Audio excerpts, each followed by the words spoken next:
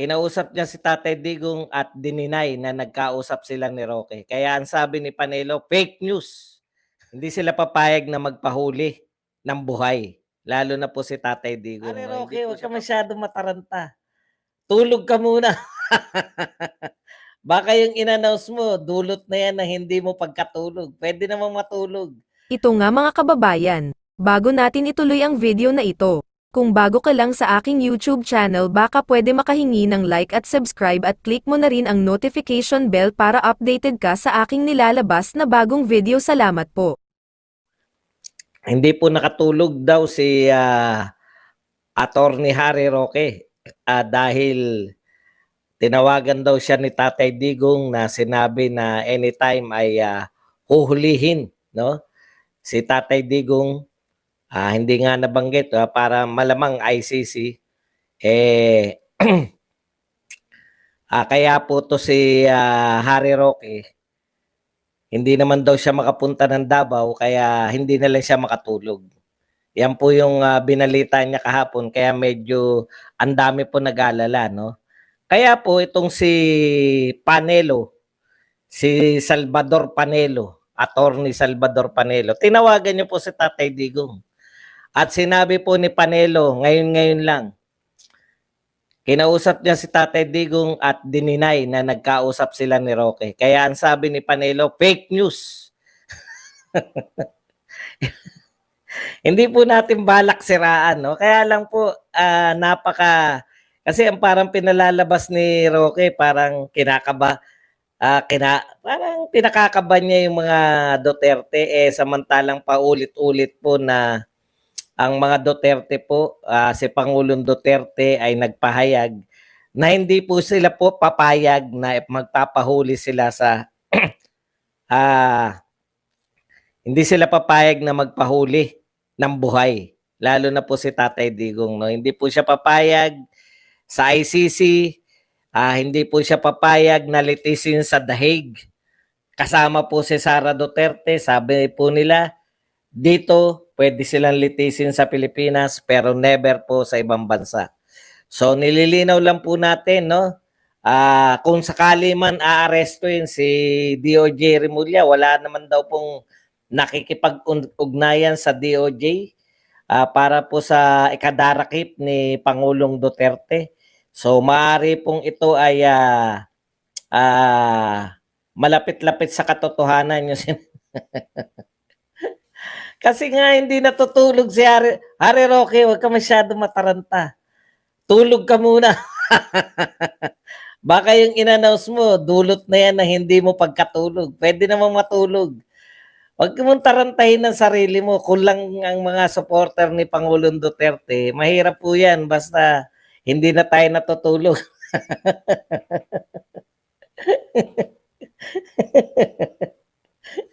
Hindi po napapraning, no? Wala po. Wala pong problema kay Pangulong Duterte. Alam po nila. Consistent po si Pangulong Duterte. Sinabi niya na yan noong presidente pa siya na hindi siya papayag na huhulihin siya ng ICC. Hindi po siya magpapahuli ng buhay. Matagal niya na po yung sinasabi, no?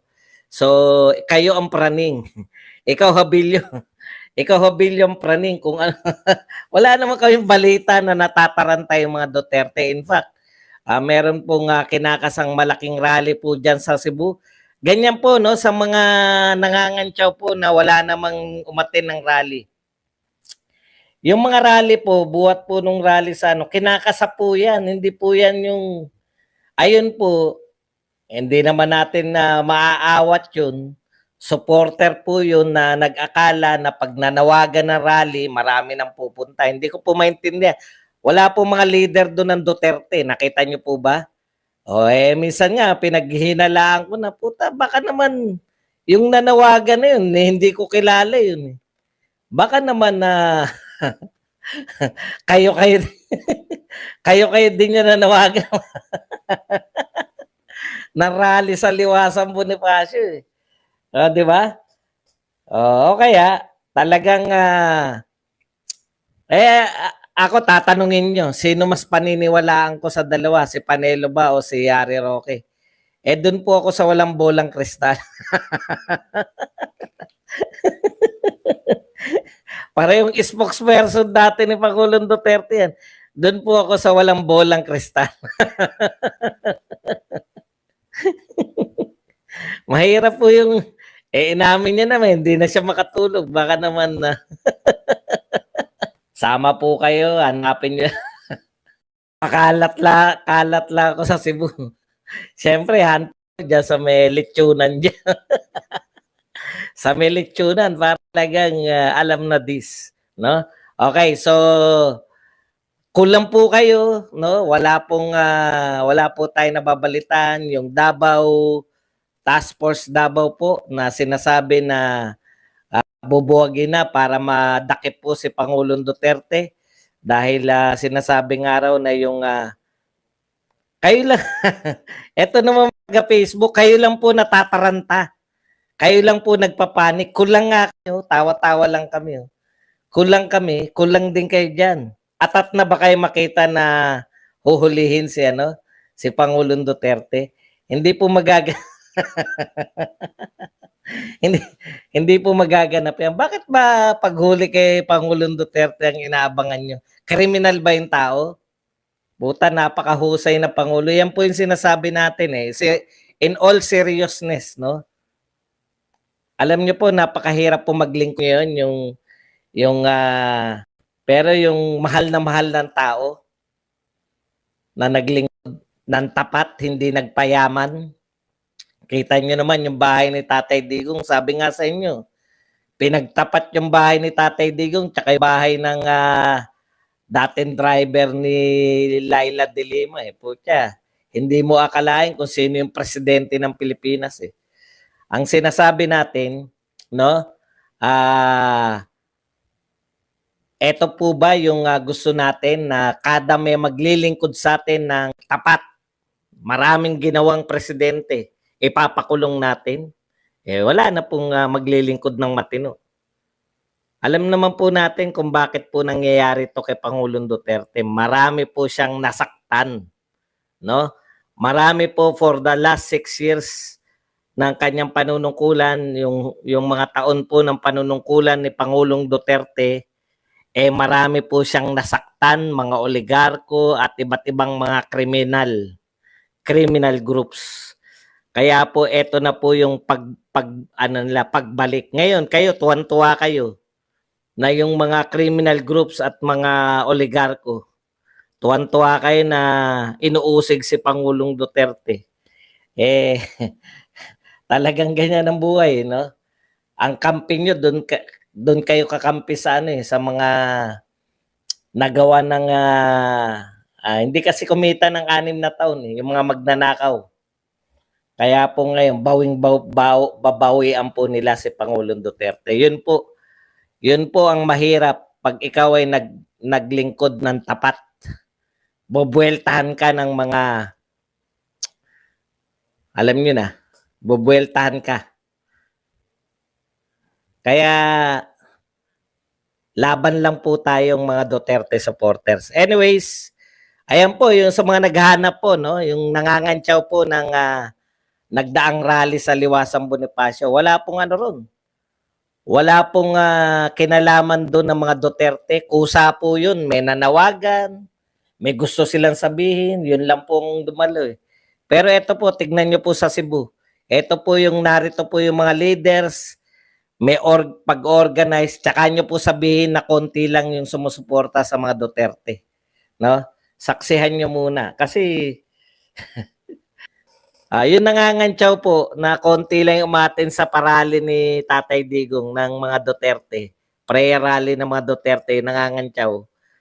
Yung mga dilawan po na nananawagan ng people power tuwing February. 30 lang sila tapos 500 yung nagbabantay sa EDSA. Tignan nyo po sa 17, mga taga Cebu. Mabuhay kayo dyan, mga magpe-prayer rally po sa Cebu. Ang mga maka-Duterte sa Cebu. Tsaka nyo po kantyawan. Tsaka nyo po sabihin na, ay, ang konti nyo lang.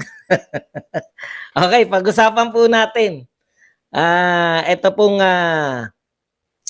gusto pong mangyari nito ni dating Senador Trillanes. Sabi ni dating Senador Trillanes, para malaman ng katotohanan, Trillanes calls for House probe on Las Cañas claims versus Sara and Paulo Duterte. Ano ba yung kiniklaim daw ni Las Cañas kay Sara at Paulo Duterte?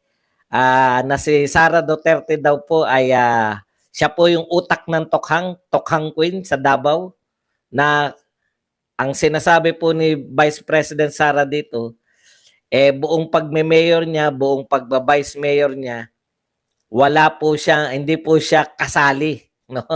Nung naging vice president po siya, tsaka po siya isinali, no? Na-involve siya diyan sa Davao Death Squad. Iba rin eh. Okay, sa madaling salita, ito po ay alam niyo na kung sino may hawak kay Las Cañas, no? Ayun, lagi naman.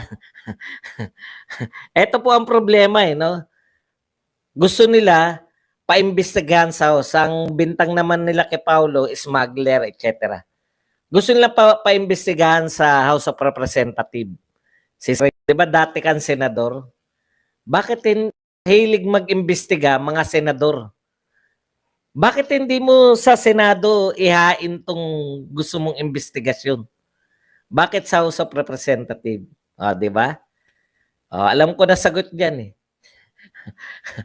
Ang sagot diyan, hindi ka naman na pinaniniwalaan ng mga kamo senador. Di kaya doon ka nagpupunta. Alam niyo po, sa Pilipinas, no, pag may paimbestigahan, lahat ng tao gustong paimbestigahan sa Senado. Tanging si Trillanes lang ang gusto magpaimbestiga diyan sa diyan po sa House of Representatives. Alam niya kakampi niya eh, di ba? Pero talagang ganyan eh. Pawala-wala na naman ako. Alam niyo, pag hindi naman ako nagla-live, hindi naman ako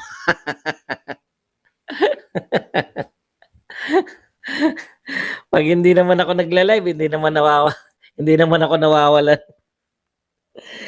Hay nako. Buhay. Okay.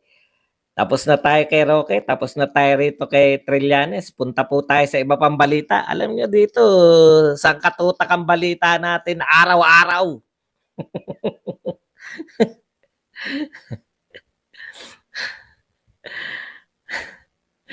Inupakan. Inupakan eh. Ito po. Ito, dito na tayo sa mga medyo patawan ng konti. Katulad po nito, no?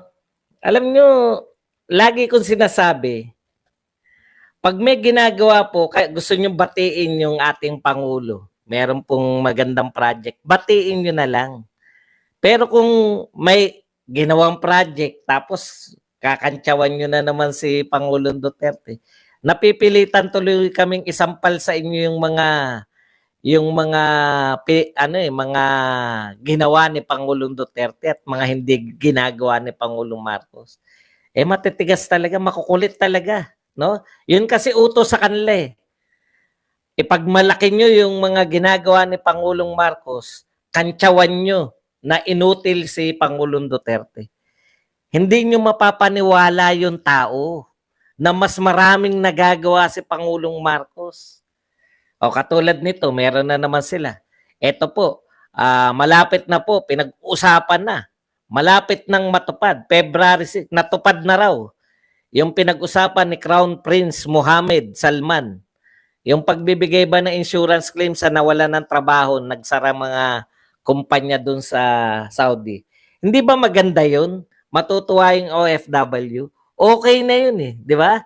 Maraming salamat, PBBM. Dapat ganun lang yung etong mga vlogger. Hindi eh. Ito po ang sinabi, PBBM lang sa kalam, may malasakit, digong nyo inutil. Inutil na naman si Tatay Digong. Di maglilitanya na naman kami ng ginawa ni Tatay Digong. No? Alam nyo, yan pa... yan pa lang ang maganda-ganda namin narinig na ginawa ni Pangulo. BBM sa mga OFW.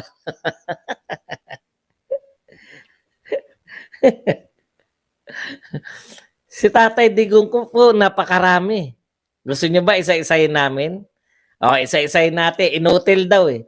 Wala daw nagawa sa inyo mga OFW. Hindi po ba si Tatay Digong lang yung naglakas loob na sabihan yung ano bang bansa yun? Kung hindi ako nagkakamali, Kuwait ba o Qatar? Yung yung may namatay na Pilipina tapos ibaban natin. Oh, isa 'yon, no? Nakita po ng mga taga-ibang bansa, matapang tong presidente ng Pilipinas. Hindi natin pwedeng apihin, Kuwait. Hindi natin pwedeng apihin yung mga Pilipino. Nakita niyo po, kauna-unahan po yun. Ikalawa, 10 years na po ang ating passport. Hindi na po mahihirapan yung ating mga OFW na kada 5 taon nagre-renew. Ha?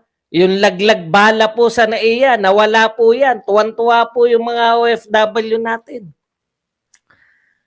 Okay lang naman na magtrabaho. Talaga naman dapat magtrabaho yung Pangulo. Pero yung kakantsawan nyo pa, para nyo maiangat yung mga maliliit na nagagawa ng Pangulo ngayon, kakantsawan nyo pa at sasabihan nyo pang inutil si Tatay Digong.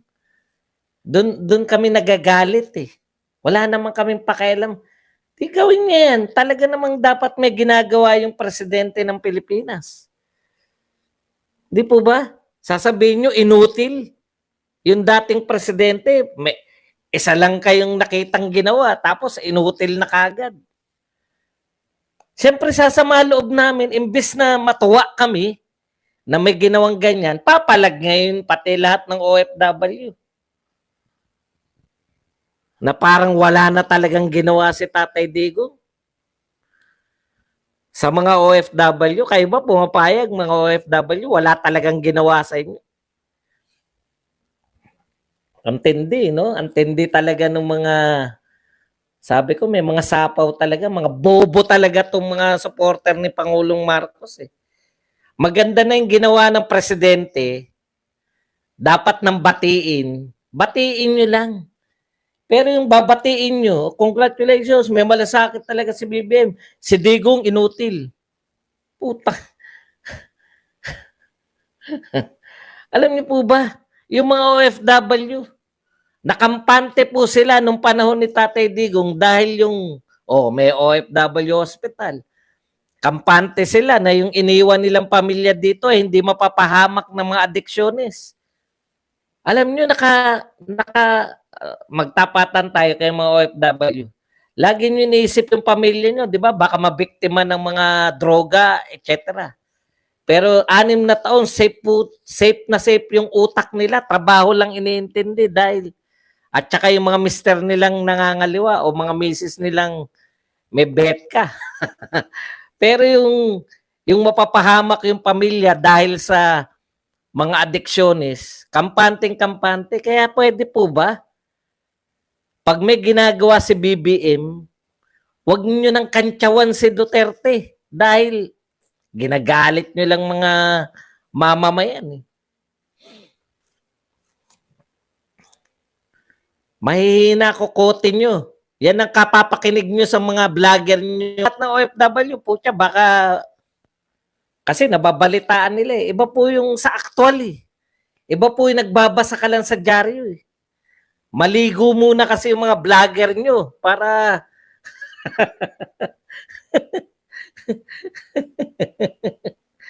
itong JC po nung barangay na to, mukhang tanga talaga. Utak biyaan po siya.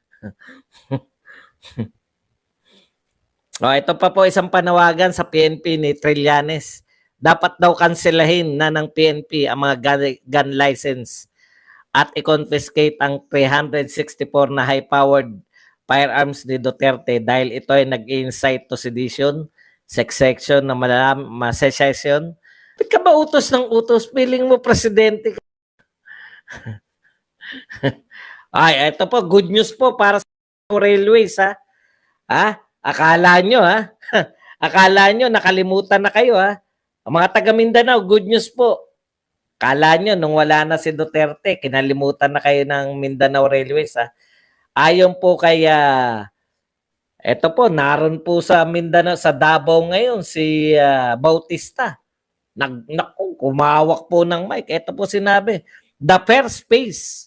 May first phase na po. Magpalakpakan tayo sa Mindanao. The first phase of Mindanao Railways project is set to begin. Magsisimula na sa wakas, no? Magsisimula na yung railways project. Talagang matutuwa na ako niyan. Basahin pa natin. Mindanao Railways project set to begin with pre-construction activities in Davao City, Tagum, and Digos. Galing! Magsisimula na. Anong tawag? Pre-construction activities. Magsisimula na sa Davao City. Palakpakan tayo dyan, mga taga Mindanao. While the search for projects funding continues. Yun ang masakit. Wala pa palang pondo.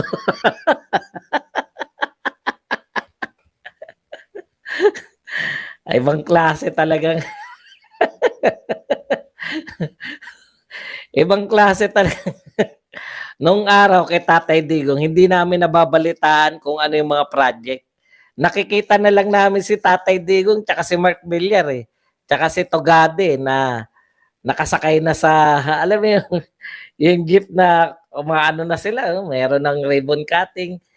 Yung dadaan na sa CCLEX. Dadaan na. Ngayon po, hahanapan ng pondo. Puta, binabalita na, hahanapan pala ng pondo. Ano yung first phase kung wala pang pondo? Karato lang. Unahin na muna yung tarpaulin. May MR malaki. Unahin na muna yung tarpaulin. Dito itatayo ang poste. Kung nagustuhan mo ang ganitong video, huwag kalimutan ang magkomento kung ano ang saloobin mo. Salamat po.